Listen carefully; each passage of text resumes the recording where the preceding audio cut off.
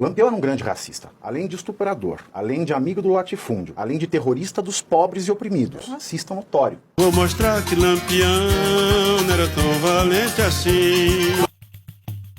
Era um herói para os seus. Ele era um bandido que era herói para bandidos.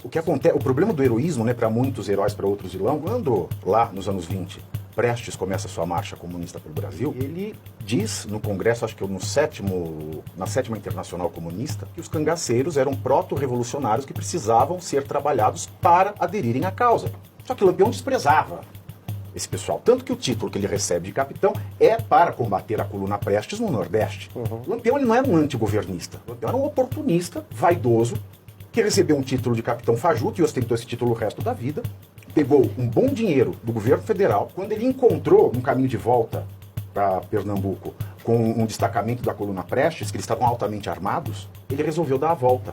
Porque um outro detalhe de Lampião é que ele era valente, e é um outro traço psicopático, doutor, me corrija se eu estiver errado, ele era valente com quem era inferior a ele.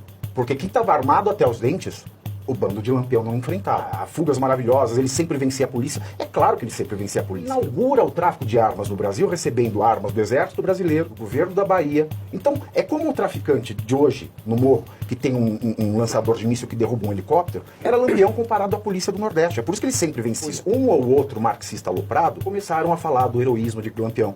Que o Lampião, ele era um herói da resistência contra os poderosos, quando na verdade ele trabalhava para os poderosos. Ele ganhava dinheiro dos poderosos. Ele era um miliciano de coronel. Ele aterrorizava quem? O coronel? Não, o coronel pagava, ele não fazia nada, ele aterrorizava o povo. O Movimento Sem Terra, uma vez, teve um tema de festividade com o Lampião. Se você parar para pensar, se existisse reforma agrária na época, o Lampião ele era o maior inimigo da reforma agrária. O Lampião ele faz a simbiose do coronel com o cangaceiro. Porque ele ganhou tanto dinheiro com pilhagem, que ele se tornou sócio dos coronéis. Ele tinha fazendas, ele tinha frota de automóveis, ele era agiota.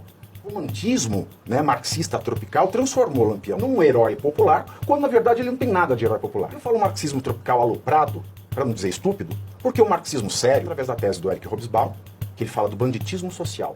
O banditismo social, para todo mundo entender, é o Robin Hood. Tira dos ricos para dar aos pobres. Lampião, ele tirava dos ricos para ficar para ele. Ele não ajudava. Com o dinheiro que o grupo de Lampião fazia em um ano, ele poderia manter 7 hospitais, 2 escolas normais e uma escola profissionalizante. Todo santo ano. Mas ficava tudo para ele. Usava o perfume da Maison Roger Gallet, Fleurs de l'Amour, usava o óculos que ele usava, que era para esconder a caulice dele, era Zeiss. Uau. Ele só usava lenço de seda inglesa, só tomava Grande whisky costureiro. White Horse. E ainda servia brandy macieira nos seus encontros. Ele não é um bandido social.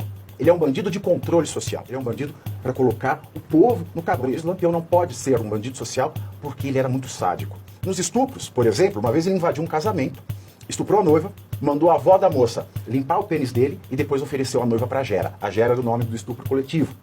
Uma outra ocasião ele estuprou uma moça, ela começou a sangrar tanto com uma hemorragia, ele colocou terra e socou com o punhal a terra até estancar o sangramento. Corisco, que era o segundo, né, na linha de comando, ele se casou com Dadá, mas ele conhece Dadá quando Dadá tinha 12 anos.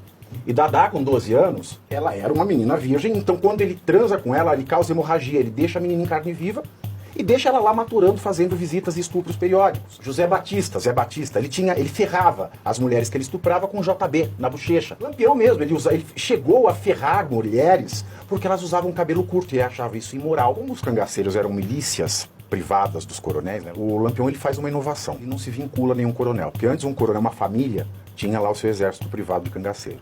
O Lampião, ele não tinha um coronel. Ele tinha um coronel que pagasse mais. Então ele barganhava entre coronéis. Olha, coronel, eu tô te dando proteção, mas o outro coronel me ofereceu mais. Lampião era um grande racista. Além de estuprador, amigo do latifúndio, além de terrorista dos pobres e oprimidos. Ele era um racista notório. Uma vez ele foi para Queimada, na Bahia, ele viu um juiz preto.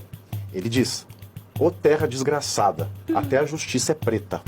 E ele fez o juiz servir o café para ele. Quando o juiz serviu o café, ele pegou a mão do juiz e falou assim: "Ê, nego bom com uma enxada." Ele associava o preto com o diabo. E numa entrevista que ele deu, uma vez ele disse: "Olha, se não fosse tanto preto dando ordem na polícia, eu até que virava a praça." Ele tinha a pele muito escura, mas ele se negava a... Toda a descrição que se dava dele à época tinha que dizer que ele era bronze, e nunca preto. Quando ele percebe, já estava numa situação financeira estável, e ele sempre se gabava do muito dinheiro que ele tinha, né, quando ele foi abatido, né, o dinheiro que ele carregava eram 3 prêmios da Loteria Federal na época. Uau. Fora o ouro. Pergunta assim: quem matou Lampião? respondem, foi o dinheiro deles. Os métodos dos nossos traficantes, o tribunal do crime, são coisas horrorosas, coisas que Lampião já fazia. Essa ausência de Estado que provoca a ascensão de figuras como Lampião, como um narcotraficante, como um João de Deus, que era uma mistura de Lampião com o Padre Cícero da modernidade. Então é esse vácuo do Estado que propicia que isso aconteça.